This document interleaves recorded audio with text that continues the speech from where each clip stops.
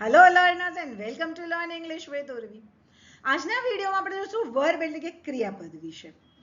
સૌથી પહેલા જો તમે વર્બ એટલે કે ક્રિયાપદને વાપરતા શીખી જશો ને તો પછી તમને ઇંગ્લિશ લેંગ્વેજ શીખવામાં કોઈ પણ તકલીફ નહીં પડે. અચ્છા, હવે તમે એમ ના વિચારતા કે વર્બ એટલે કે ક્રિયાપદ એટલે મેં ફક્ત એક્ઝામ રિલેટેડ કે સ્ટુડન્ટ્સ માટેનો આ વિડીયો છે. ના, વર્બ જાણવું સ્પોકન માટે પણ એટલું જ અગત્યનું છે કે આપણે કેવી રીતે ક્રિયાપદ વાપરવાનું છે. You don't go in to the details of grammar, પણ વર્બ શીખશો તો ઇંગ્લિશ આવડી જશે એટલી તો આપણી ગેરંટી છે.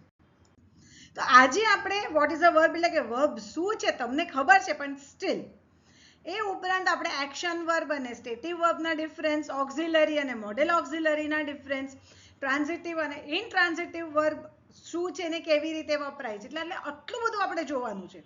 So let's begin. પણ હા, વિડીયોને અંત સુધી જરૂરથી જોજો તો તમને વર્બ રિલેટેડ કોઈ પણ પ્રકારના પ્રોબ્લેમ રહેશે નહીં. વર્બ એટલે આ તમને ખબર જ છે કે verb is a word that tells us what the subject is doing or the state of the subject. એટલે કે કર્તા શું કરે છે કે કર્તાની અત્યારે સ્થિતિ શું છે એ બતાડે એ શબ્દ એટલે કે વર્બ એટલે કે ક્રિયાપદ. પણ ક્રિયાપદ વગર કોઈ પણ વાક્યની રચના થઈ શકતી નથી. આ વસ્તુ તમારે યાદ રાખવાની, કારણ કે જ્યારે હું કહું છું કે સપોઝ ઉર્વી, તો Urvi does not make any sense, મારા નામથી કંઈ નથી થતું. પણ હા, હું એમ કહું કે પ્લેઇંગ, તો આપણને ખબર છે કે કોક છે જે રમે છે, કોક છે જે કંઈક રમે છે, એટલે પ્લેઇંગ જે પ્લે જે ક્રિયાપદ છે એ itself also works as a sentence. જેમ કે ઘણી વખત આપણને જસ્ટ કોઈ કે ગો એટલે આપણે સમજી જઈએ કે ભાઈ આપણે જવાનું છે, એટલે ફક્ત ક્રિયાપદ છે એ પણ એક વાક્યનું કામ કરી શકે છે. એટલે મારા મત પ્રમાણે તો જે ક્રિયાપદ છે એની આપણા વાક્યનું હૃદય છે, હૃદય વગર કાંઈ થઈ શકે નહીં. તો આપણે આગળ વધીએ. હવે વોટ્સ ધ વર્બ એ તો તમને ખબર પડી ગઈ. હવે આપણે આગળ જોઈએ તો સ્ટેટિવ અને એક્શન વર્બ બેમાં શું ડિફરન્સ છે. તો અહીંયા આગળ આપણી પાસે બે વાક્ય છે. પહેલું વાક્ય છે ઇટ ઇઝ મોર્નિંગ અને બીજું વાક્ય છે sun is rising. Okay, it is મોર્નિંગનો અર્થ શું થાય છે? સવાર છે. આમાં કોઈ ક્રિયા થઈ રહી છે? ના. No action is taking place your. It shows the ongoing state. ફક્ત આપણને હાલાત બતાડે છે કે અત્યારે શું છે? સવાર છે. કોઈ પણ ક્રિયા થઈ રહી છે? ક્રિયા નથી થઈ રહી. જ્યારે કોઈ ક્રિયાપદ આપણને ક્રિયા થતી હોય એવું ન બતાડે તો એને સ્ટેટિવ વર્બ કહેવાય. હવે આપણને એમ લાગશે કે આ વાક્યમાં ક્રિયાપદ શું છે, તો આ જે ઇઝ છે ને, ઇઝ એ અહીંયા ક્રિયાપદનું કામ કરે છે. જ્યારે આપણે બીજું વાક્ય જોઈએ ને કે સન ઇઝ રાઇઝિંગ, તો શું ક્રિયા થઈ રહી છે? સૂર્ય ઉગવાની, સૂર્ય ઉદય પામી રહ્યો છે, સૂર્ય ઉગી રહ્યો છે, એટલે ક્રિયા કંઈક થઈ રહી છે.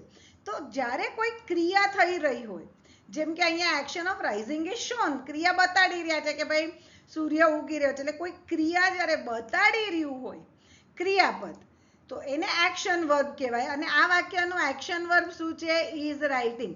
હવે ઇઝ રાઇઝિંગ, રાઇટિંગ નહીં, સોરી, પણ એમાં જે ઇઝ છે ને એને આપણે અહીંયા વર્બ, મેઇન વર્બ તરીકે નહીં, એક્શન વર્બ શું છે? ખાલી રાઇઝિંગ.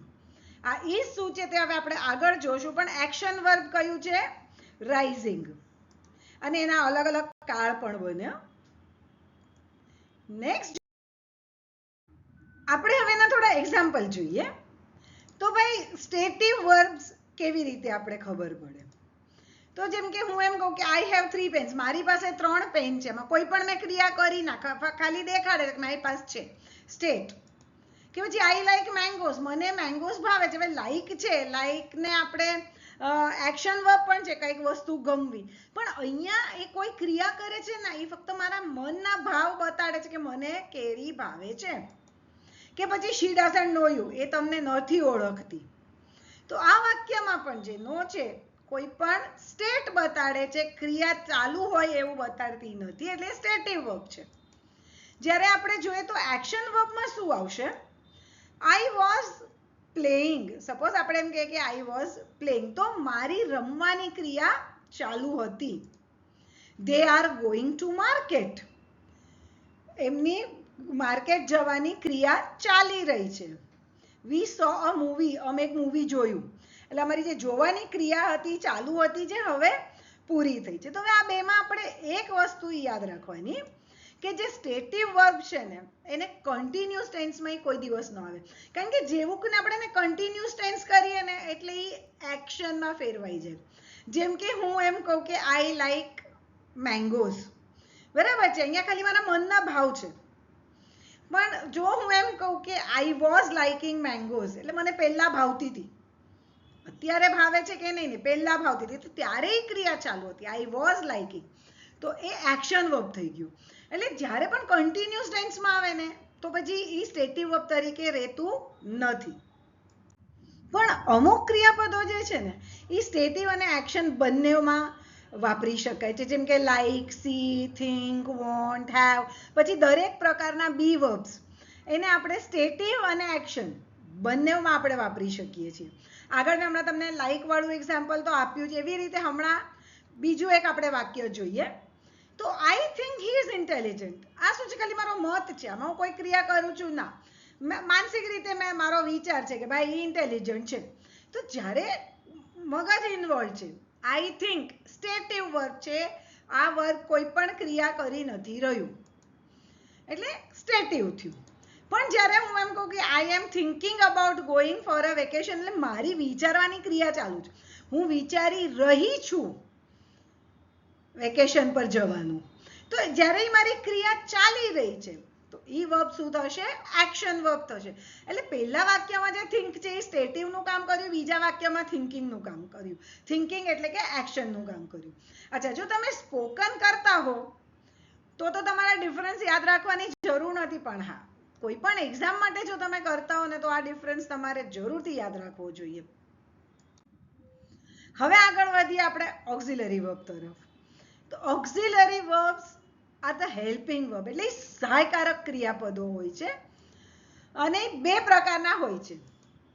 એક તો છે બી, ડુ અને હેવ વર્બ્સ, અને બીજું છે એના વિશે હું તમને પછી કહું છું, પણ પહેલા આપણે બી, ડુ અને હેવ વર્બ્સ. અચ્છા, હવે બી, ડુ અને હેવ વર્બ્સ વિશે તમારે એકદમ ડિટેલમાં માહિતી જોતી હોય તો મેં આજે લિંક આપી છે, એના ઉપર તમે ક્લિક કરશો તો તમને ડિટેલમાં માહિતી મળશે. પણ અત્યારે આપણે એક નટશેલમાં જોઈ લઈએ કે ધ સન ઇઝ રાઇઝિંગ, બરાબર છે. અહીં શું છે? ક્રિયા બતાડે છે સન ઇઝ રાઇઝિંગ, સૂર્ય ઉગી રહ્યો છે, ઉગવાની ક્રિયા બતાડે છે. પણ આ જે ઇઝ છે આપણું ઇઝ, એ આપણને ખબર છે કે વર્તમાન કાળનું બીનું રૂપ છે. એ ક્રિયા ક્યારે થઈ રહી છે તે બતાડે છે. આ જે સહાયકારક ક્રિયાપદ છે તે. અહીંયા is is used as a helping verb to show the time of action. ક્રિયા ક્યારે થઈ રહી છે તે બતાડવા માટે આપણે ઇઝનો ઉપયોગ કર્યો. આપણને ખબર છે કે ઇઝ છે વર્તમાન કાળનું બી વર્બ છે. પણ આ જે ઓક્ઝિલરીઝ છે ને એને પણ સબ્જેક્ટ સાથે એગ્રી કરવું પડે. જેમ કે સન છે એક વચન છે એટલે આપણે ઇઝ કર્યું, પણ સ્ટાર્સ બહુવચન હોય તો આપણે આર કરવું પડે. અને ટેન્સ પ્રમાણે તો બદલાય છે તો તમને ખબર છે. એટલે સબ્જેક્ટની સાથે હેલ્પિંગ વર્બ જે છે કોઈ પણ પ્રકારનું બી, ડુ, હેવ હોય એટલે એની સાથે અગ્રી કરવું પડે. પછી ઓક્ઝિલરીઝ મેઇનલી ક્યાં વપરાય છે ખબર છે? નેગેટિવ અને ઇન્ટરોગેટિવ સેન્ટેન્સ બનાવવા માટે. અને હા, જો પેસિવ વોઇસ બનાવવાનો હોય ને તો એમાં બી વર્બ, સબ્જેક્ટ અને ટેન્સ પ્રમાણે આપણે વાપરવો પડે છે. એટલે આ થી આપણા ઓક્ઝિલરી કયા બી, ડુ અને હેવના ફંક્શન, અને જેમ મેં કીધું એમ ડિટેલમાં તમે માહિતી મેળવી જ શકો છો. હવે બીજો પ્રકાર જોઈએ એ છે મોડેલ ઓક્ઝિલરી. મોડેલ ઓક્ઝિલરી જે છે એનો ઉપયોગ જરૂરિયાત, શક્યતા કે ક્ષમતા દર્શાવવા માટે થાય છે. એટલે કે ક્રિયા કરવી જરૂરી છે, ક્રિયા થવાની શક્યતા છે, કે પછી કર્તાની એ ક્રિયા કરવા માટેની ક્ષમતા છે, એ જ્યારે આપણે બતાડવું હોય છે ત્યારે આપણે મોડેલ ઓક્ઝિલરીનો ઉપયોગ કરીએ છીએ. Can, may, could, should, would, must, ought અને માઇટ આ સૌથી કોમન વપરાતા મોડેલ ઓક્ઝિલરીઝ છે. અને સાથે ઓબ્વિયસલી એના બીજા રૂપ જેમ કે કેનનું થાય કુડ પાસ્ટ ટેન્સ, જો કે મેં લઈ જ લીધું છે. તો આ મેઇન છે. પછી I need to, have to, આ પણ બધા મોડેલ્સ છે, પણ આટલા જે છે આ આપણા રેગ્યુલર વપરાય છે. આઈ કેન સ્વિમ આપણે જ્યારે આ વાક્ય કહીએ છીએ તો આપણને ખબર છે કે આમાં મોડેલ ઓક્સિલરી કયું છે? કેન છે.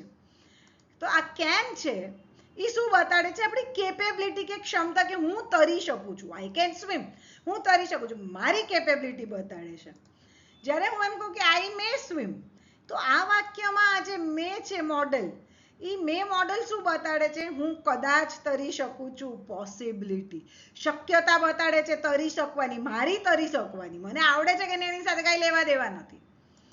જ્યારે હું એમ કહું કે આઈ મસ્ટ સ્વિમ, ત્યારે આ જે મસ્ટ છે એ આપણને શું દર્શાવે છે? કે જરૂરિયાત છે. It is necessary for me to swim. પાણી પડે તરવું જ પડે, એટલે ત્યારે નેસેસિટી થઈ જાય. પછી આવડે છે કે શક્યતા છે કે એવું કાંઈ નહીં. એટલે દરેક આપણો જે મોડેલ છે એની પોતાની એક અર્થ છે, અને એને ક્યારે ક્યાં કેવી રીતે વાપરવું એ અગેન મારો મોડેલ્સ રિલેટેડ વિડીયો છે, જેની લિંક મેં ઉપર આપી રાખી છે, અને 2-3 વિડીયોઝ છે, તમે એમાંથી કોઈ પણ રેફર કરી શકો છો. હવે આગળ વધીએ તો આપણે ટ્રાન્ઝિટિવ અને ઇનટ્રાન્ઝિટિવ વર્બ તરફ. તો ટ્રાન્ઝિટિવ શું અને ઇનટ્રાન્ઝિટિવ શું? તો જો વાક્યમાં ઓબ્જેક્ટ એટલે કે કર્મ હોય તો એ વાક્યને ટ્રાન્ઝિટિવ વર્બ વાળું વાક્ય કહેવાય છે. અને આપણે જો વર્બ એટલે કે ક્રિયાપદને વોટ એટલે કે શું, કોણ અને હુમ, જેમને, કોને વડે પ્રશ્ન પૂછી અને જો જવાબ મળ્યો, વોટ થી પ્રશ્ન પૂછ્યો અને જવાબ મળ્યો, હુમ થી પ્રશ્ન પૂછ્યો અને જવાબ મળ્યો, તો એ વર્બ થયું આપણું ટ્રાન્ઝિટિવ વર્બ. જેમ કે પ્રિયા બોટ અ લેપટોપ. અહીંયા શું છે? What did Priya buy a laptop. આપણને જવાબ મળ્યો છે એટલે આ વર્બ થયો ટ્રાન્ઝિટિવ વર્બ, કારણ કે વોટ થી પ્રશ્ન પૂછ્યો અને આપણને જવાબમાં અ લેપટોપ મળ્યો છે, એટલે આ ક્રિયાપદ થયું આપણું ટ્રાન્ઝિટિવ વર્બ. હવે આપણે ઇનટ્રાન્ઝિટિવ વર્બ જોઈએ તો વાક્યમાં જો ઓબ્જેક્ટ એટલે કે કર્મ ન હોય તો તેને ઇનટ્રાન્ઝિટિવ વર્બ કહેવાય છે. આપણે સિમ્પલ ગણીએ ને તો વોટ અને હુમ થી જો જવાબ ન મળે તો વાક્યમાં આપેલું જે ક્રિયાપદ છે તે ઇનટ્રાન્ઝિટિવ વર્બ છે. જેમ કે children are playing in the garden. હવે અહીંયા આગળ આ ગાર્ડન છે એ પણ શું છે? સંજ્ઞા છે. તો આપણને ગાર્ડન જોઈને એમ થાય કે એ ઓબ્જેક્ટ છે, પણ ના. વોટ આર ચિલ્ડ્રન પ્લેઇંગ નો જવાબ આપે છે ના. હુમ આર ચિલ્ડ્રન પ્લેઇંગ નો જવાબ આપે છે ના. તો વેર નો જવાબ આપે છે. એટલે આ જે પ્લેઇંગ છે આપણું ક્રિયાપદ આર પ્લેઇંગ, એ કઈ ટાઈપનું વર્બ થાય? ઇનટ્રાન્ઝિટિવ વર્બ થાય. Children are playing in the ગાર્ડનમાં જે પ્લેઇંગ એક્શન વર્બ અને આર હેલ્પિંગ વર્બ થઈને ક્રિયાપદ બનાવે છે એ ઇનટ્રાન્ઝિટિવ વર્બ છે. સો હવે આજના 6 ટોપિક જો તમને ક્લિયર થઈ ગયા તો પછી આ 2 સેન્ટેન્સ છે એમાં તમારે શું કરવાનું છે કે તમારે દરેક ક્રિયાપદને ઓળખવાનું છે. હું તમને એક એક્ઝામ્પલ આપું તો આ ઇઝ છે અને આ મૂવિંગ છે, બરાબર છે?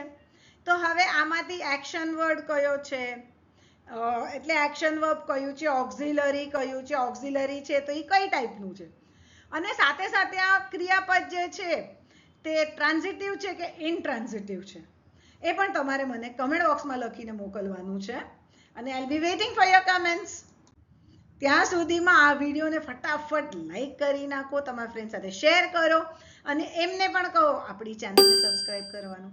મળીએ તો પછી આવા જ કોઈ ઇન્ટરેસ્ટિંગ ટોપિક સાથે મારા નેક્સ્ટ વિડીયોમાં. ત્યાં સુધી keep practicing. Bye and take care.